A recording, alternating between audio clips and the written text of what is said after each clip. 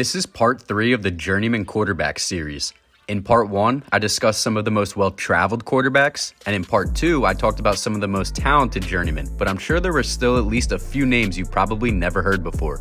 But in this video, I'll be focusing on all the journeyman QBs that managed to earn a Super Bowl ring during their travels around the league. So get ready for a walk down memory lane because these guys should all be familiar. Just so we're clear, the prerequisites for this list are that each QB has played at least 10 years in the NFL and spent time with at least 6 different teams. But spoiler alert, there are just a few exceptions. Now get set because these are the Super Bowl winning journeyman quarterbacks.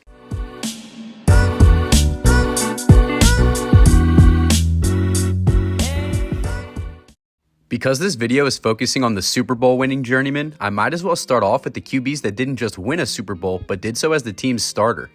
I'll lead off with a current player who is still managing to play at an elite level, and yep, you guessed it, it's Joe Flacco.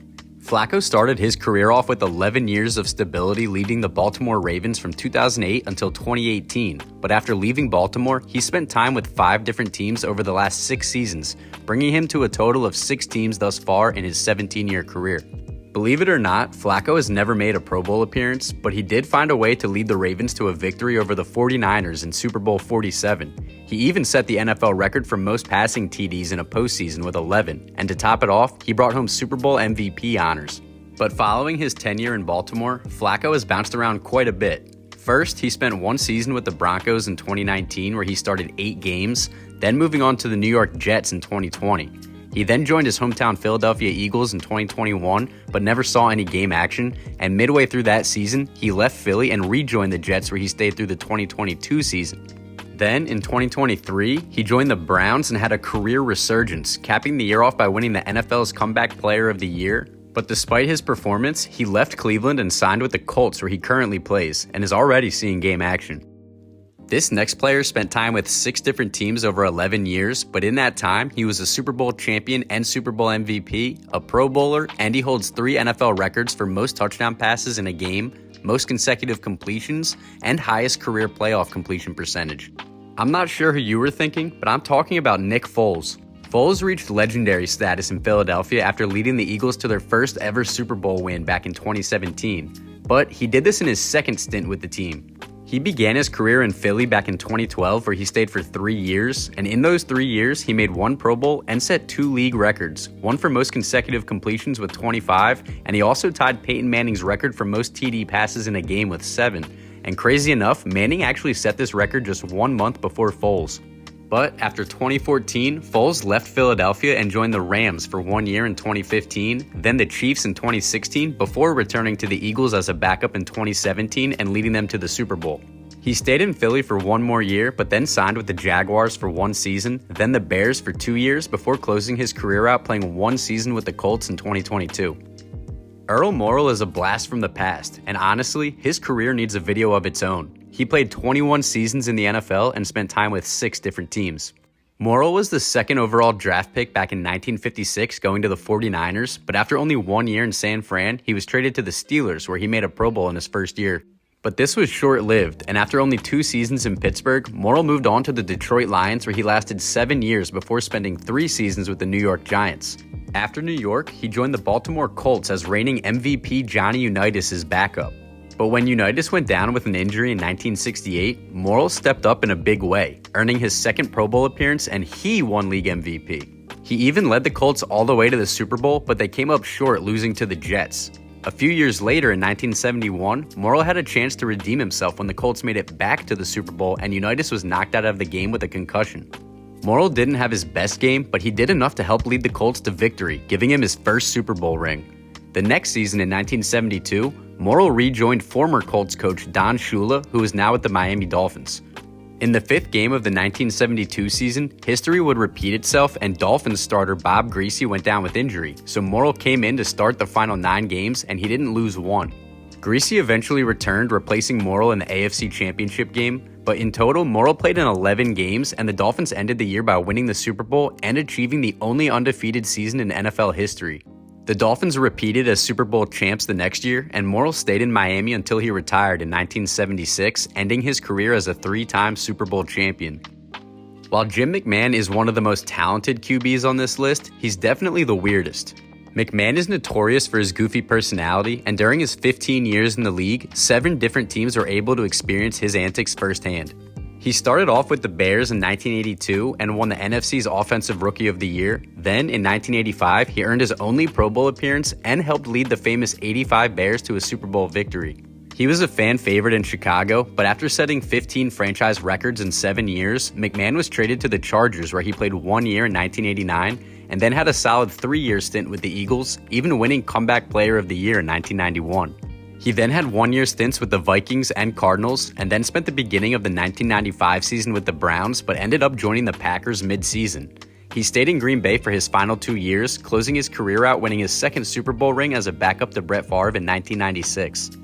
Like McMahon, Mark Rypien spent time with 7 different teams in 15 years and also earned 2 Super Bowl rings, one as a starter and one as a backup. Rypien began his career with the Redskins in 1986, but spent his first 2 years on IR as the team went on to win a Super Bowl. Rypien eventually earned the starting spot and made 2 Pro Bowls in 1989 and 1991, when he also led Washington to another Super Bowl victory and even earned Super Bowl MVP honors. After this, Rypien bounced around the league, first going to the Browns for 1 year in 1994, then the Rams in 1995, then Philadelphia in 1996 before going back to the Rams in 97. He then signed with the Falcons for 1 year as a backup, but never played and chose to retire after the devastating loss of his son.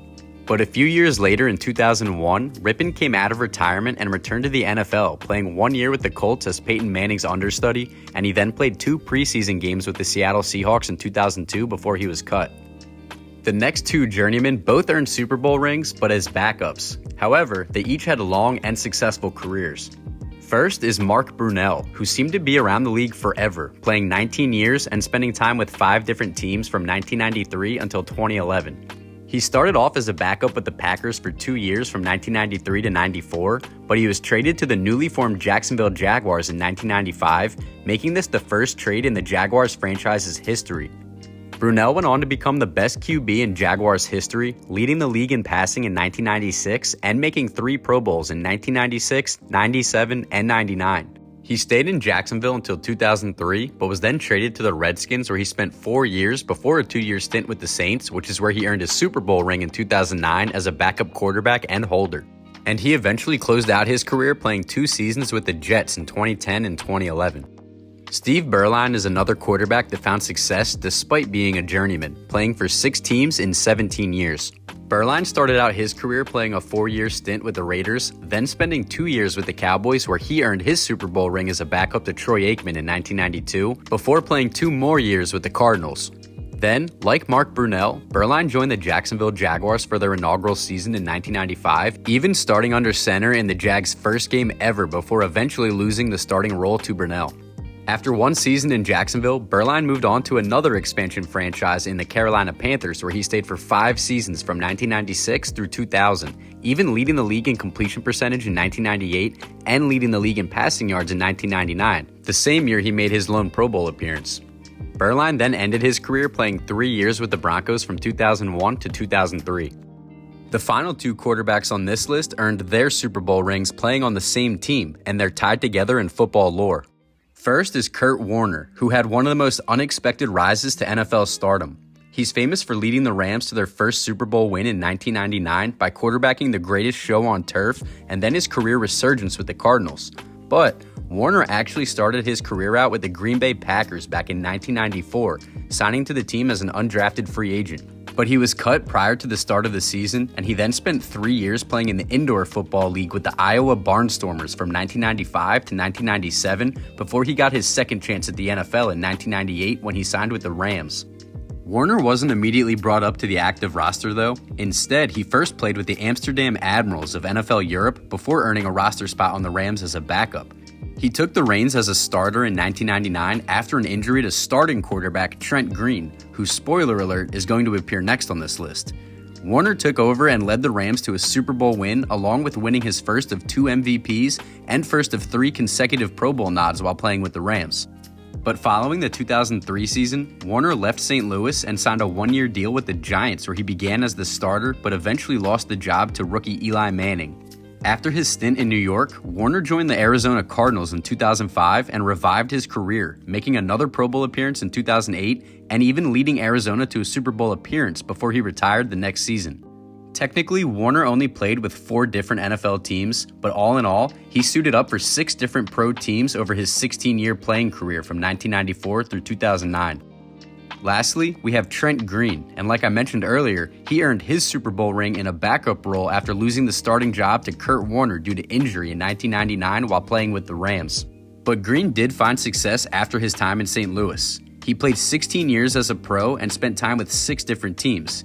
He spent his first year in the NFL with the Chargers back in 1993. Then in 1994, he went to the CFL and joined the BC Lions, but was actually cut from the team at the end of the year. Following this, Green was signed by the Redskins in 1995, where he stayed until 1998. Then, in 1999, he joined the Rams and earned his Super Bowl ring. But after 2 years in St. Louis, he moved on to Kansas City, where he finally saw some success. He played 6 years in KC, and in that time, he made 2 Pro Bowls in 2003 and 2005, and also tied the NFL's record for the longest touchdown pass with a 99-yard connection. After his 6 years with the Chiefs, Green signed 1-year deals with both the Dolphins in 2007 and then back to the Rams in 2008 before he was out of football. Besides this list of Super Bowl winning journeyman QBs, I did also mention 3 other quarterbacks that earned Super Bowl rings in part 1 of this series, where I talked about players like Trent Dilfer, Blaine Gabbert, and Brian Hoyer. Dilfer being the only one of those 3 that earned his ring as a starter. So be sure to check out that video if you want to hear more about them, and part 2 if you want to learn about some of the most talented journeyman QBs, just without a Super Bowl ring. But that will do it for part 3.